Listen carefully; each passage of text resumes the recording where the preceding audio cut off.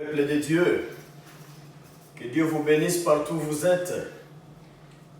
Na wakaribisha leo hii kwa mahubiri haya, na watu wengi walishaniandikia walihitaji mara moja nitumie Swahili, na hapa sasa nitakuwa ninachanga mara moja nitahubiri Swahili, wakati nyingine natia Francais, alafu tuone namna gani tunaweza kusaidia wale ambao wanatusikiliza. Mubarikiwe sana na wakaribisha, yaani leo hapa ni Swahili. Karibu sana. Swahili yetu hii ni Swahili ya Kongo, na wanaoisikia watasikia vizuri, na wengine wa nchi zingine za Swahili nyingine labda bora zaidi safi, lakini nao wanaweza kutupata. Mubarikiwe sana na karibu sana kwa mafundisho ya wiki hii. Kwa siku ya leo nimepisha muda uliopita ukujuzi nikisema kuhusu kutembea hatua moja kwa moja na Mungu, na hapa nimeonesha faida ya kutembea na Mungu, nimeonesha umuhimu wa kutembea na Mungu, nimeonesha namna gani watu wanashindwa kutembea na Mungu. Wamoja ni kama farasi, wengine kama umbu. Nimeonesha hiyo yote, na nimeonesha muhimu sana, kinachofanya maisha ya mwanadamu kuwa mwepesi ni wakati unatembea hatua moja kwa moja pamoja na Mungu. Sasa hapa nakualika, tunaendelea kwa somo leo. Ninaendelea na hili, lakini nikionyesha faida mbalimbali za kutembea hatua moja kwa moja pamoja na Mungu. Itakuwa somo ya leo naifanya kwa Swahili, na nitaendelea labda kwa Kifaransa, labda kwa Swahili nitakuwa ninachanga. Sasa karibu sana, na Mungu awe pamoja nawe. Mungu bariki neno lako hili lizae matunda. Wasikilizaji wote mahali pote wanakuwa katika pembe nne ya dunia, acha neno hili wafae, liwasaidie, liwainue tena, liwaponye. Nashukuru Mungu maana una uwezo wa kufanya hivi, kwa jina la Yesu Kristo Bwana na Mwokozi. Amen. Sasa mpendwa, sikiliza nikwambie faida ambazo tunazo katika kutembea na Mungu haziwezi kuhesabika. Ujue kwamba ni nyingi kama mchanga wa bahari, lakini tunajaribu tu kukamata moja kwa moja, tunachambua moja kwa moja faida zile, lakini hatuwezi kufikiri tumemaliza faida, sababu maisha yote ya binadamu ina maana yake tu ndani ya Mungu. Bila Mungu hamna. Ni kusema sasa faida tunazotoa ndani ya Mungu haziwezi kuhesabika. Jina la Bwana libarikiwe. Lakini sasa muda huu nataka nikupatie faida ya kwanza. Cha kwanza muhimu nachokisikia ndani yangu ni kwamba unapotembea hatua moja kwa moja pamoja na Mungu, unatembea na Mungu asiyeshindwa, anayeitwa muweza yote. Wafaransa wanasema tout puissant, Waingereza wanasema almighty God. Ni kusema yule ambaye ana nguvu zote. Ni kusema nguvu zote za hapa dunia anazo kwa mikono yake. Nguvu zote za chini ya dunia hii anazo mikononi mwake. Nguvu zote za anga anazo mikononi mwake, na nguvu zote za mbingu anakuwa nazo kwa mikono yake. Yaani Mungu hashindwi na lolote. Sasa kuona yeye hawezi kushindwa, maana ana uwezo wote ndani yake, ni kusema unapotembea hatua moja pamoja naye, na wewe unafanyika mtu asiyeweza kushindwa. Itafikia mahali utaonekana mtu wa kushindwa, sababu unavaa mwili na woga, mwili napata magonjwa, mwili natishwa, mwili naogopa. Lakini kwa kuangalia na kwa kuendelea na yeye, utatambua kwamba baadaye haukushindwa, lakini ulishinda, sababu yeye alishinda mbele yako. Yeye mambo yote ya binadamu aliishinda kabla wanadamu hawajakuwepo. Yeye ni mshindi kabla dunia haijawa. Yeye ni mshindi kabla mwanadamu hajaumbwa. Nataka kusema kwamba unaingiaka katika shida, lakini tayari alijua zamani kwamba utaingiaka katika shida hiyo, na yeye ameshajua namna gani utatoka. Wewe utajikuta umezama, umekuwa katika giza, haujui kwenda kulia kushoto, haujui kwenda mbele wala nyuma, lakini yeye anaona mahali utakapotokea tayari, sababu ana njia nyingi za kutokea, na hizi njia zinawezekana sababu yeye ni muweza yote, Almighty God, mwenye ana uwezo, le tout puissant de Dieu qui peut tout. Angalia mtu asiyekufa, angalia mtu ambaye hakuumbwa. Sasa yule ni kusema ako juu, iko wale wa Faransa tungesema il est le plafond de tout ce qui existe. Almighty God, all over everything, iko juu ya kila kitu kile ambacho kinakuwa. Acha jina la Bwana libarikiwe. Huyu Bwana tumpe utukufu.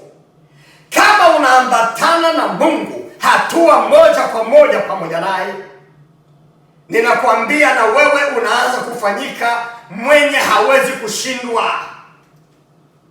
Utashuka lakini hutaanguka. Ukianguka hutakufa.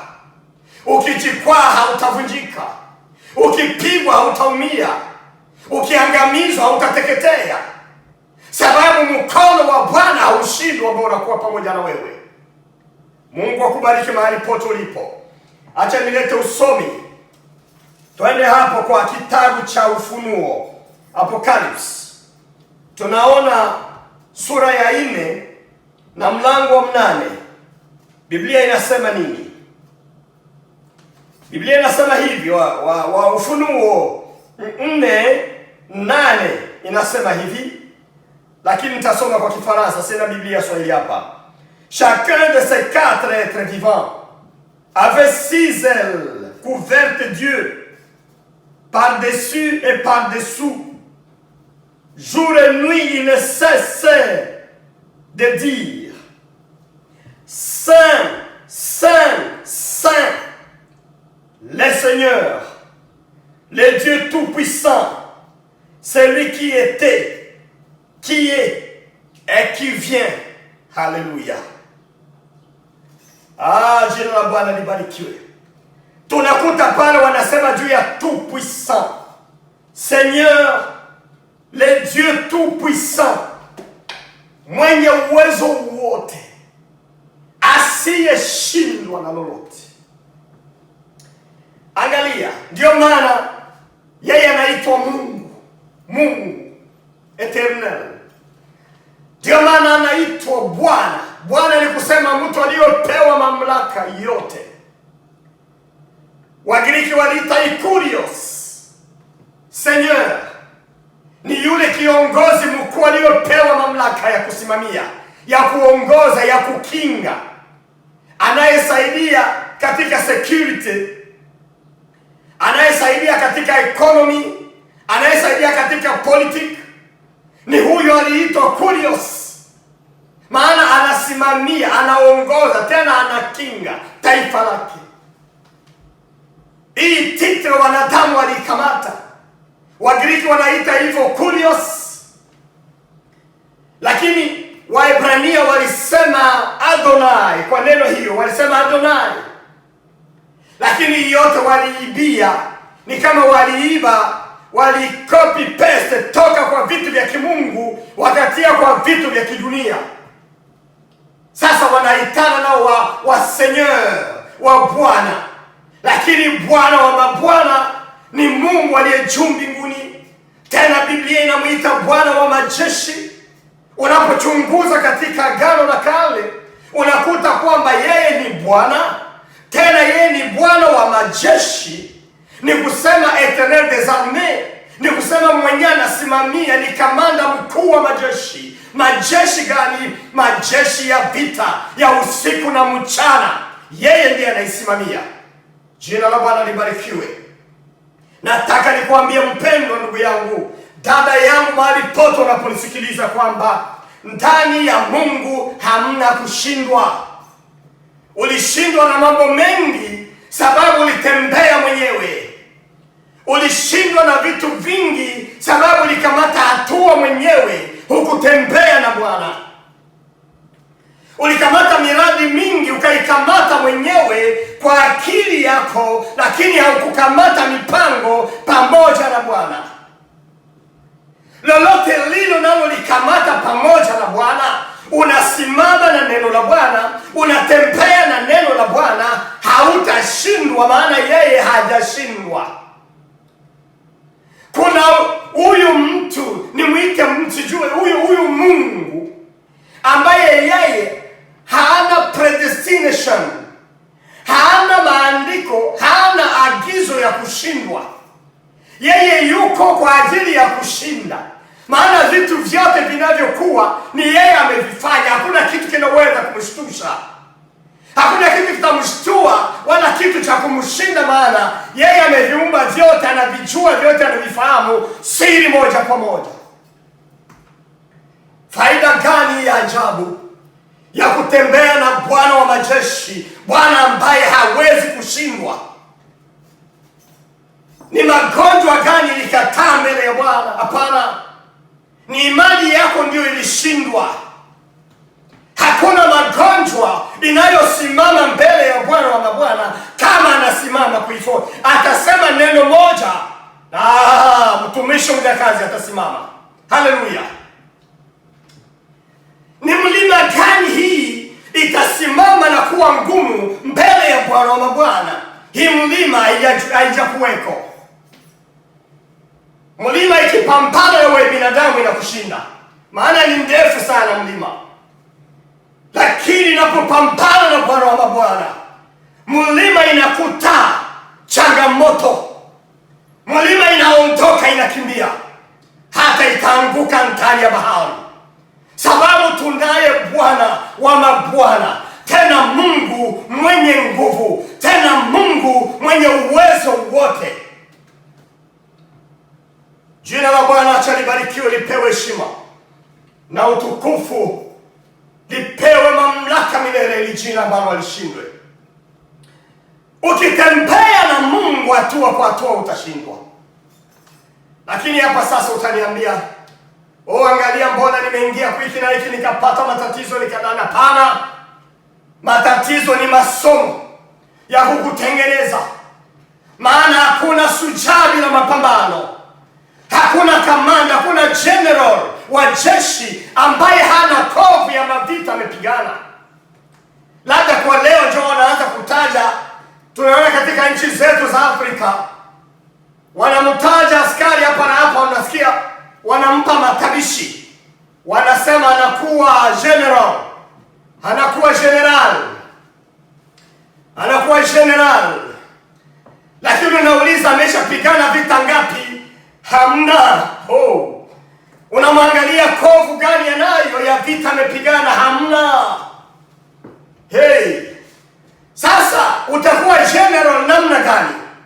Utakuwa kamanda namna gani? Utakuwa bishope namna gani? Hukupita katika moto ya ukavuka. Utakuwa shujaa namna gani bila kuwa na makovu ya vita ambayo ulipigana? Hata Goliathi mwenyewe kwa muda wake naye alikuwa na kovu na alama ya mavita, naye aliumizwa wakati moja moja. Kuwa shujaa si kusema hauna kovu. Kuwa shujaa si kwamba hauna kidonda. Kuwa shujaa maana yake unakuwa na kovu wala vidonda ya vita ambayo ulipigana. Na mkumbuka Paulo anaongea na Wagalatia, anawaambia katikati yenu mtu asinifuatilie tena na kunisumbua. Nimeshapokea alama za Kristo. Biblia zingine za Swahili zinasema nimechukua kovu za Yesu kwa maisha yangu, alama za Yesu. Lakini alama zile mara nyingi ni ni mapambano na ushindi. Haleluya!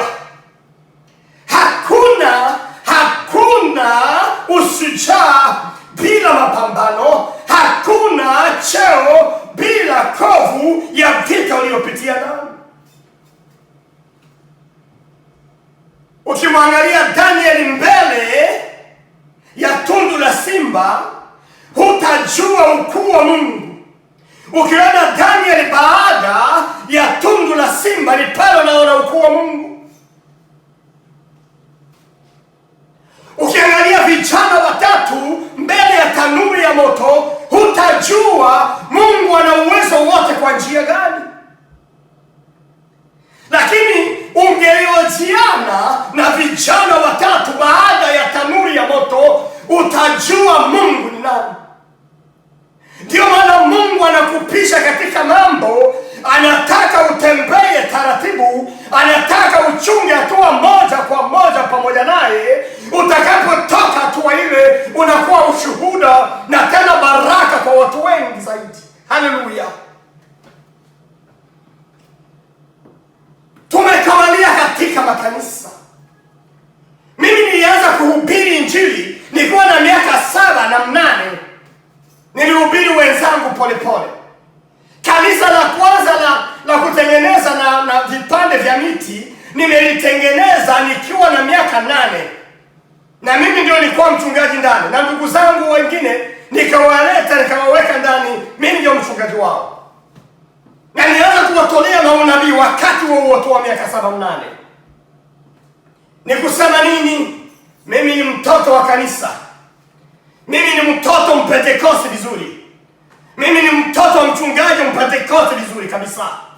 Na komalia ndani, naona watu wanataka baraka, lakini hawapendi gharama ya baraka. Watu wanapenda mafanikio, lakini hawapenda kulipa bei ya mafanikio. Watu wanapenda cheo, lakini hawajui gharama ya cheo katika Mungu ni gharama gani. Iwe cheo tafadhali mpendwa, iwe gharama, iwe ngazi, iwe baraka ya aina yote, kwa kuipata sharti tupambane. Katika makanisa madini tumeotea ndani, Ukristo mzuri ni kusema unatembea polepole bila jaribu, bila shida, na jaribu ikija unaikwepa pembeni, unaponyoka masomo ya Mungu unapita pembeni. Maisha yale yale yabadilike, miaka 20 yale yale, 30 yale, 40 yale yale, 50 yale, maisha hiyo hiyo. Na wakati unamaliza wanakuaga, umekuwa wanasema huyu baba alikuwa mzuri sana, huyu mama alikuwa mtulivu sana, huyu mama alikuwa mnyenyekevu sana, alitulia, maisha alienda nayo pole pole. Hapana, acha nikwambie mpendwa, hii mafundisho si mafundisho ya kweli. Mungu ametuita kuwa vichwa. Mungu ametuita kuwa mashujaa. Mungu ametuita kutufanya watu wakubwa jinsi alivyo mkuu naye. Na kufikia ukuu tunapenya vita. Hatuogope vita, hatuogope mapambano. Wale wote ambao tunahubiri leo ni watu ambao waliitika riski katika Mungu. Mungu aliwaambia impossible, wakaitika impossible. Mungu akafanya ile impossible ikawa possible. Haleluya! Wale wote mashujaa katika historia ya Biblia hii, kwa mwanzo hata kwa mwisho, ni watu walioitika riski. Ninakuambia tena kwamba hawezi kupata omelette bila kuvunja mayai. Tu ne peux pas avoir l'omelette sans casser les œufs. Ile neno ni ya kweli. Mungu anakutaka kuwa chombo. Haleluya! Jina la Bwana libarikiwe, litukuke. Hautoke kwa namba ulionayo. Hautoke hapo unapochezea. Maisha yako haibadilishe ngazi, haibadilishe vipindi, maana unatembea na speed moja, vitesi moja. Ulioanza nayo ni ile unaenda nayo. Masomo ya Mungu na hepa, lakini Mungu anataka utembee naye. Atakuchallenge, atakuweka changamoto. Hizi changamoto wewe hauna lingine la kufanya ni kutii sauti yake tu na kutembea anavyopenda. Utavuka, utapita, na baadaye wengine watakuja kushangaa baadaye, wanasema ndio amevuka. Lakini kuvuka ni kwa sababu umekubali kutembea na Mungu, ukavumilia. Jina la Bwana libarikiwe. Hata Yesu ambaye alitufia, ambaye ndiye mwokozi wetu, Yesu naye kwa kupata ushindi anakuwa na alama ya makovu kwa mikono yake. Alipotokea wanafunzi akisha kufufuka, alijitambulisha kwa alama ya mikono. Alisema, angalieni hapa alama ya msumari. Ninataka kukwambia alama ya msumari ya Yesu ni sababu aliitika kuvaa dhambi, akasulubiwa kama mnyang'anyi katikati ya wanyang'anyi. Alama hizo akazipeleka taji ya miiba kwa kichwa chake, ili kwamba baada ya hapo Mungu ajitukuze, Mungu amwinue juu ya kila kitu. Haleluya! Ukitaka kutembea na Bwana, usiogope masomo ya Bwana, usiogope mazungumzo ya Bwana. Mnapotembea naye, mazungumzo yake ni ya kupanda ngazi, mazungumzo yake ni ya kukuinua, mazungumzo yake ni ya kukupiga makovu ili ubadilike. Sema amen malipo. Haleluya! Kwa nini unataka mwendo wa pekee wa pole pole? Huo mwendo ulianza nao, njoo naitaka mwendo ya kiporoporo, mwendo hiyo. Miaka 10 ndani ya Mungu mna spidi zingine. Ulitembea na spidi ya kwanza, pana ya pili, ya tatu, ya nne, ya tano. Hii utaijua kama mtembee naye. Ni wakati mnatembea pamoja naye, ni hapa sasa ndio atakuonyesha spidi zingine.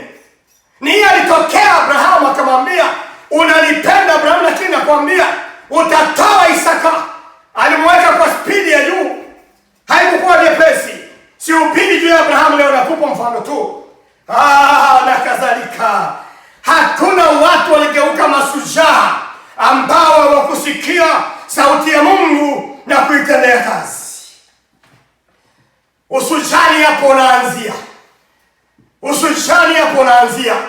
Na kwa kweli, kama ni Bwana anasema, kama ni Bwana anakiagiza, usiogope. Hata mambo hayaeleweki kwako, mambo hayaeleweki kwa binadamu wenzako, mambo hayaeleweki kwa mila yenu na tabia yenu. Kama vile Abrahamu haikueleweka kumtoa mtu kwenda kumuua mtu. Kumbe Mungu alimweka kwa spidi hiyo, kwa kumweka jeraha. Lakini baadaye Mungu anamwambia Abrahamu, nilipima ni moyo wako, usitende jambo hili, acha nikuone sije utafanya. Watu wengi sana wanabakia katika udogo. Wakristo wengi wanafia katika unyonge. Wababa wengi wanaishia munyonge. Wahubiri wengi wanaishia munyonge. Waimbaji wengi wanaishia munyonge. Wakristo wengi wanaishia munyonge. Na kumalizia hapo, waliogopa mwendo wa kasi pamoja na Mungu. Waliogopa, wakafikiri njoo taratibu ya dini yao, wakafikiri njoo hekima hiyo, wakafikiri njoo namna inavyofaa hiyo. Na kumbe ilibidi kwenda na mengine, kutembea kwa vitesi ya Mungu. Jina la Bwana libarikiwe. Acha nikwambie mpendwa, kama unakubali kutembea na Mungu hatua kwa hatua pamoja naye, ukikubali kutembea pamoja na Mungu hatua kwa hatua, sasa bwana mama mambo yote utashinda. Paulo aligundua ile akasema, ninaweza yote katika yeye anitiaye nguvu. Yeye anayetembea pamoja na wewe ni yule anakutia nguvu ya kushinda, na ni yule anakufanya kushinda, na ni yule anakufanya ndoto zako na zake zinakutana, zinageuka kuwa kitu kinachoshikika. Waingereza wanasema make inageuka kuwa kitu, sababu ya kutembea pamoja na Mungu. Ndoto ngapi zako zinalala, zinakufa, zinaanza kufa ndani yako na ungali bado duniani. Zinakufa hizo ndoto, maana umeziota mwenyewe, ukazipangia mwenyewe na ukamalizia mwenyewe. Lakini ikiwa unatembea pamoja na Mungu, ndoto zako wako pale kuziunga mkono, kuzitembeza mpaka zitavaa mwili, zinashikika. Sema amen na mahali ulipo. Haleluya. Haleluya. Wakristo ninaowajua wengi wanapenda Mungu, lakini hawapendi jaribu. Wanapenda Mungu, lakini hawapende vipindi vizito. Wanapenda Mungu, lakini hawapende kupimiwa na Mungu.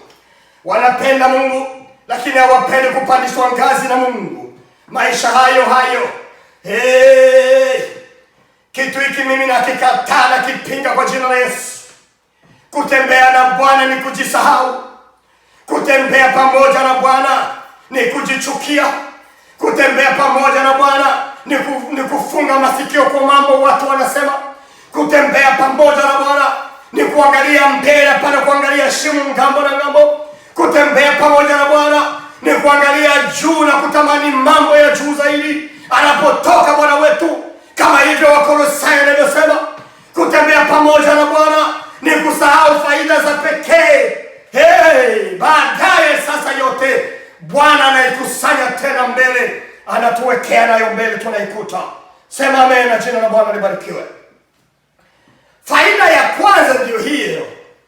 Kama utakubali kutembea hatua moja kwa moja pamoja na Bwana, utakuwa mshindi jinsi Bwana alivyo mshindi. Iko tupisa, anaweza yote, iko curious. Yeye ni Mungu, tena yeye ni Bwana. Haleluya. Asante sana kwa neno la Mungu. Najua litatusaidia na kutujalia. Nikitoka kwa faida hii ya kwanza, ninakukumbusha tena kwamba kumpokea Yesu ni kitu kimoja. Nile Warumi sura 10 inatuambia, ukikiri kwamba Yesu ndiye Mwokozi wako, kwa kinywa chako umeokolewa. Lakini wengi walikiri Yesu kwamba mfalme, lakini hawakumwacha kuwa Bwana wa maisha, Seigneur, kurios wa maisha yao. Na ndio maana wanashindwa katika mambo mengi. Kwa kushinda mambo, inabidi zaidi ya kumpokea Bwana Mwokozi, kumwachia maisha, kumwachia hatua. Yeye ndio akuwa wa kuonesha hatua ya kukamata. Utembeapo pamoja naye, uangalie mfano ya hatua zake. Pale sasa anakuwa Bwana, atakuonyesha mambo makubwa. Nilalisema na Yeremia, kama unaamini, nitakuonyesha mambo makubwa sana, mambo yasiyoeleweka, mambo yasiyowezekana. Nitakuonyesha kuwezekana kwa Yeremia. Haleluya. Kaka na dada, uko naanza maisha na unamaliza na Mungu akukuonyesha mambo makubwa. Unamalizia maisha mambo tudogo. Twenye dini yako imekufundisha, twa utaratibu, twa mila, twa culture, yani ndio mila, culture. Unabakilia hapo.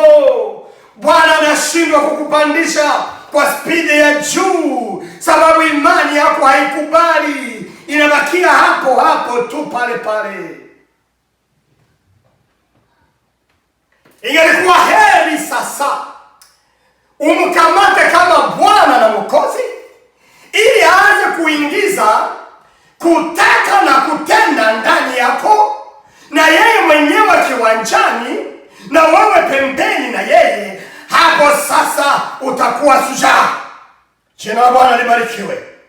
Hapo inaumba imani. Haleluya. Yesu asifiwe sana.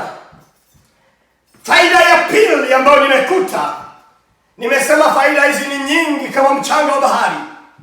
Inawezekana nikahubiri hapa labda siku ngapi, wiki kama ngapi, kama miezi, na sitamaliza faida wala umuhimu wa kutembea pamoja na Mungu. Lakini sikia nikwambie, yeye tumesoma tena hapa kwa kitabu hiki cha Ufunuo tu, sura 4 hapa verse 8 hiyo. Inasema nini? Waliimba wale wenye uhai wane, walikuwa na mabawa 6, wanakuwa wenye kuabudu usiku na mchana, wakisema mtakatifu, mtakatifu, mtakatifu. Wanasema mara 3. Wanafunzi wa Biblia ni hapa ndio wanakamatia na kusema Mungu ni mtakatifu mara 3. Wanakamatia kwa versi hii. 3 fois saint, 3 times saint. Haleluya. Mtakatifu, mtakatifu, mtakatifu. Wengine wanafunzi wa Biblia wanasema ukitembea pamoja na mtakatifu mara 3, na wewe unageuka mtakatifu mara 1. Jina la Bwana libarikiwe. Yaani yeye aliye mtakatifu mara 3 anatembea pamoja na binadamu ili kufanya binadamu kuwa watakatifu, ili kufanya wamama kuwa watakatifu, ili kufanya wababa kuwa watakatifu. Anakufanya wewe kuwa mtakatifu. Amenifanya mimi kuwa mtakatifu na kutosha hila ndani ya roho yangu, uchafu na dhambi na harufu chafu ndani ya maisha yangu. Yeye ni mtakatifu mara 3. Ukitembea pamoja na mtakatifu mara 3, utafanyika na wewe mtakatifu. Atakuambukiza utakatifu. Haleluya. Utaambukizwa utakatifu. Jina la Bwana libarikiwe. Atakufanya kuwa mtakatifu kama vile mwenyewe alivyo mtakatifu mara 3. Amina. Sasa angalia, alikutana na Musa. Musa angali mtu wa kifua hivi, mtoto wa kifalme aliyekula chakula kizuri, anajenga mwili, nafsi yake ina nguvu, roho yake ina nguvu, mtu ambaye yuko tayari kutoa ngumi wakati yote hiyo, na ngumi yake moja inatosha meno, inaongoa meno ya watu, inaua mtu. Mungu akasema, Musa, kubali kutembea pamoja na mimi nikusaidie. Angalau nikuambukize tabia ya mbinguni ya utakatifu. Mungu akaanzana hatua moja kwa moja na Musa. Musa akaona kijiti kinawaka, kijiti mbele yake kinawaka. Hiyo moto ilikuwa inamtakasa Musa na kuanza kuondoa umimi, kuondoa kiburi, kuondoa tamaa, kuondoa majivuno, ili aanze kufanana na yule anayetembea pamoja naye. Haleluya. Ukitembea hatua moja kwa moja na Bwana, anatakasa maisha yako, anakutumia moto. Kijito cha moto kitawaka kama cha Musa na kitakukatia kamba, kinavunjavunja vikao vilivyokuchunga katika asili yako, vitakatika. Sema haleluya. Haleluya. Jina la Bwana libarikiwa. Utakatifu. Alikuta Yakobo ana tabia ya udanganyifu, mujanja, ikorize. Walionya Yakobo tabia ya rize, ya uongo, ya kusitakana, ya kusingiziana, ya kutungiana habari, ya kudanganyana. Yakobo aliwaza kama inakuwa thamani yake ya kuwa hivyo. Alisema, mniache yangu nitabaki hivi. Lakini wakati Yakobo alikuta shida, anaanza kumtafuta Mungu. Mungu anakutana naye pale Yaboki kwenye wamepambana na Mungu. wamepigana na Mungu. Mungu kamteusha katika kiuno, mshipa moja kaukata. Hiyo inamaanisha nini? Kwamba Mungu anamchoma, Mungu anamtakasa, Mungu anamgeuza. Ukiangalia historia ya Yakobo tangia siku hiyo ilibadilika, tabia yake ilibadilika, hali yake ilibadilika, akawa mtu mpya kuliko mtu wa zamani tuliyemjua. Uongo ilitoka ndani ya kinywa yake, kiburi ilitoka, udanganyifu ilitoka ndani ya tabia yake, sababu alianza na hatua. Mungu anasema sasa, Yakobo, wewe ni Yakobo, lakini nasema tena nakuongezea cheo, nakuongezea historia, nakuongezea miaka. Unakuwa Israeli sasa, unakuwa baba wa mataifa. Ndani ya tumbo yako mtatoka. Angalia, kumbe kama mtu anajifungua wazi mbele ya Mungu, Mungu anakuwa na historia nyingine, Mungu anakuwa na picha nyingine, Mungu anakuwa na page nyingine, page, ukurasa nyingine. Sikia kaka na dada, pana ukurasa nyingine ambayo iko kwa Mungu, hajaifungua kwako, sababu uko mgumu sana, unakataa kuvunjika. Lakini mama ukivunjika, lakini dada ukivunjika, lakini kaka ukivunjika, ninakwambia atafungua ukurasa mwingine, atakuambia mambo yanayopita fahamu zako, mambo mengine makubwa ambayo ukutarajia utayakuta, na yote ni mambo mazuri. Maana mawazo anayo Mungu kwa ajili yetu ni mawazo ya amani, tena mawazo mazuri sana. Jina la Bwana libarikiwe. Sema amina mahali ulipo. Sema haleluya, tena jibu amina mahali ulipo. Mawazo anayotuwazia Bwana ni mawazo mazuri, lakini kuyafikia, sababu ni mtakatifu mara tatu, anataka atutakase. Jinsi alivyotakasa Musa, akatakasa Yakobo, ni hivi alitakasa kanisa. Haleluya. Nakumbuka Yesu jinsi alisukua wanafunzi wake miguu, anawaambia ninawatakasa. Kanisa akaifia, akaitakasa kwa damu yake. Leo anatembea pamoja na watu wake ili kwamba wageuke watakatifu, jinsi alivyo mtakatifu mara tatu. Haleluya. Mungu asifiwe sana. Faida ya mwisho kwa leo, labda nitaendelea na somo. Yeye ni wa milele. Haleluya. Yeye ni wa milele, iko eternal. Nikiwa tu kwa usomi hapo kwa Ufunuo, kwa hiyo verse niliyoanzia, Ufunuo 4 verse 8, inasema wale watakatifu, wale viumbe wale wenye mabawa 6 inayojaa macho, waliruka juu usiku na mchana, na wakunyamaza, walisema, mtakatifu, mtakatifu, mtakatifu, Mungu mwenye nguvu, aliyekuwa, ambaye yuko na anayekuja. Haleluya.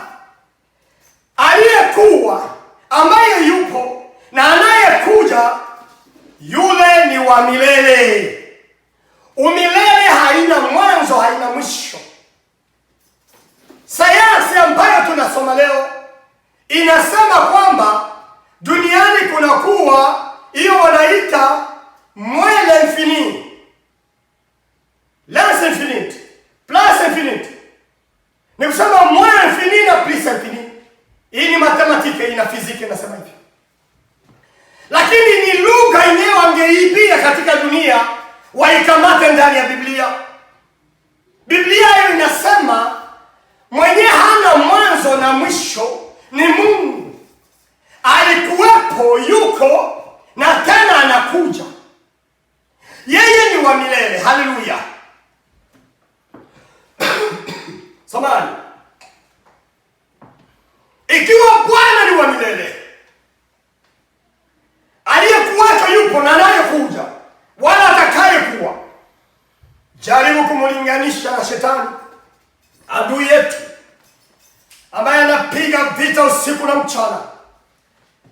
Maelfu mamilioni ya watu wanauawa kila siku. Anatuma magonjwa aina yote duniani. Anatia mapigo namna yote duniani. Anatia magumu, mateso aina yote duniani. Anatetemesha dunia kwa nguvu alizonazo. Lakini yeye hayupo wa milele. Hayupo wa milele. Mungu ndiye wa milele. Haleluya. Shetani aliumbwa na Mungu. Mungu alimtengeneza kwa mikono.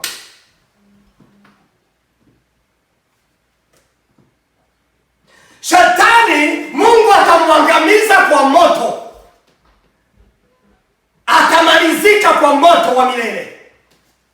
Lakini Mungu ataendelea kuwa Mungu baada ya kumwangamiza shetani kwa moto wa milele.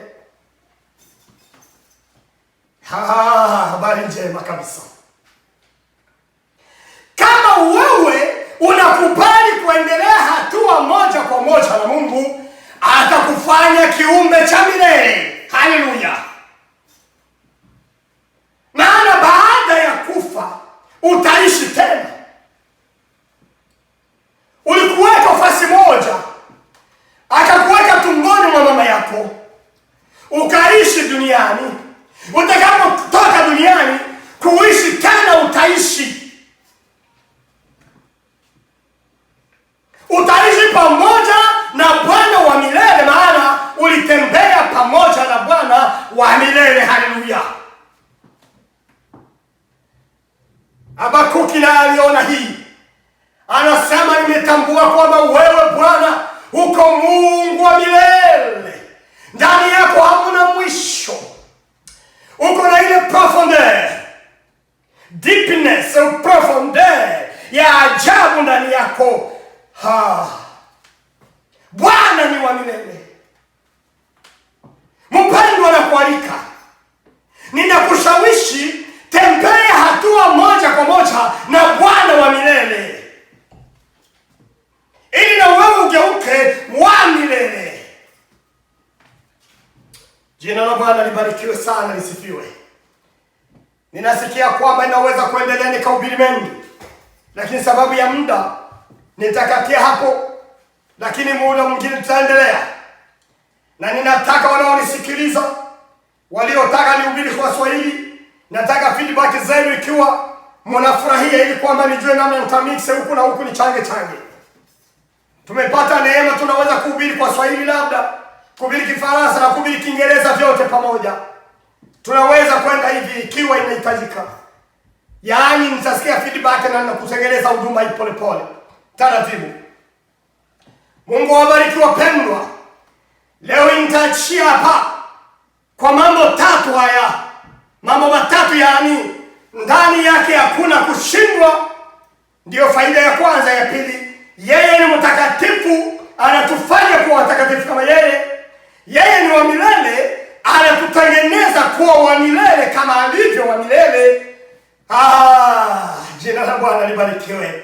Hakuna kiumbe kingine ambacho kinakuwa na uwezo na nguvu kama ya Mungu. Yeye yuko juu ya yote.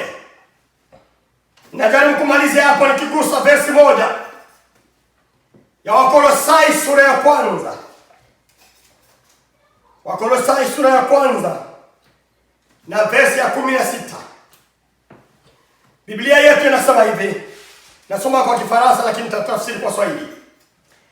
Car c'est en lui qu'ont été créées toutes choses, dans les cieux comme sur la terre, les visibles et les invisibles, les trônes et les seigneuries, les autorités et les puissances. Oui, par lui et pour lui, tout a été créé.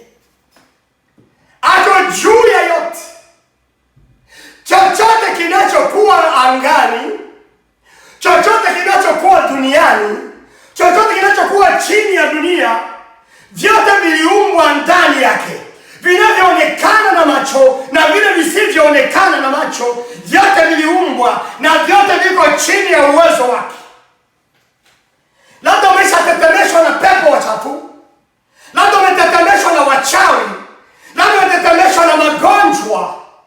Ninataka kukuambia, inua imani yako ya kuamini tena, inua matumaini, inua macho yako, angalie juu, maana vyote viliumbwa ndani yake. Ni kusema tena, ana uwezo juu ya kila kitu kile. Ya lazima nayotaka uwe mtu unayetembea hatua moja kwa moja pamoja naye. Na watakia wikendi njema. Mungu awabariki mahali pote mlipo. Maneno haya myasikie na kuyatendea kazi. Mungu awainue, awahifadhi katika sala zenu, katika bidii ya kumtafuta, awapandizie ngazi, mfanyike kuwa mashujaa. Msiogope kovu, msiogope alama, vidonda, maana havifanye kitu. Ya lazima ni kuendelea na kuinuliwa na Bwana wetu anainua watu wake. Mungu abariki sana. Baba, bariki maneno haya. Wapendwa wangu, kaka na dada, baba na mama wanaonisikiliza katika pembeni ya dunia, ninawaombea neema. Acha maneno haya penye mioyoni mwao na kuwafungua macho, wapate kuona, kutambua, wapate kujua kutembea na wewe hatua moja kwa moja, ili kwa maone mafanikio na mambo makubwa yanayofichwa. Najua wakiendelea wataona mambo yanayofichwa, wataitambua, wataiona. Wabariki mahali pote walipo, watendee mema Mungu na kuwakumbuka na kuwajalia. Usiwasahau katika sala maombi yao wanaomba. Kwa jina la Yesu naomba na shukuru tena. Amen. Weekend njema.